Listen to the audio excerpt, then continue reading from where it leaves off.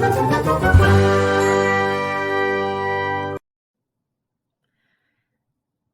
everybody, so I'm just doing a quick video over how to add integers.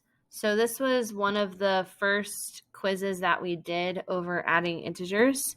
And so I'm just going to discuss what you should have gotten, and hopefully that will help you with future attempts with adding integers.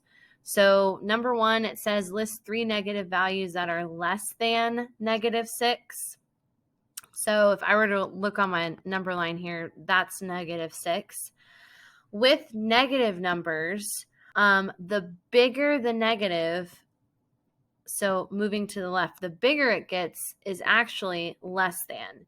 If it moves to the right, notice how it starts getting into our positive amounts. That means that it's bigger than -6. So it's asking for anything that is basically going to the left of -6, because less than -6 is going to the left. So that could be easily -7, -8, -9, and so on. Any of those negative values less than -6. For number 2, we always start at 0, and our target is talking about showing your work on a number line. So you should see something along the lines of this. So if it's a +4, I would show going to the right 4 times. 1, 2, 3, 4. So that's one way.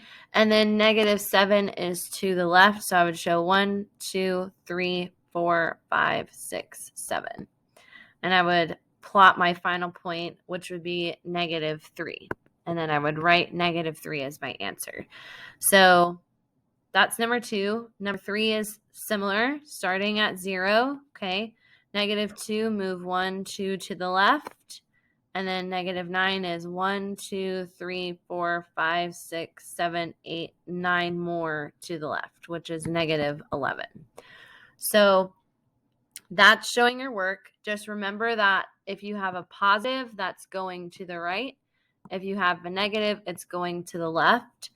And you're also starting from that first point. So if you look at both of those, I didn't start back at 0 once we did this first point. You start at where that point is.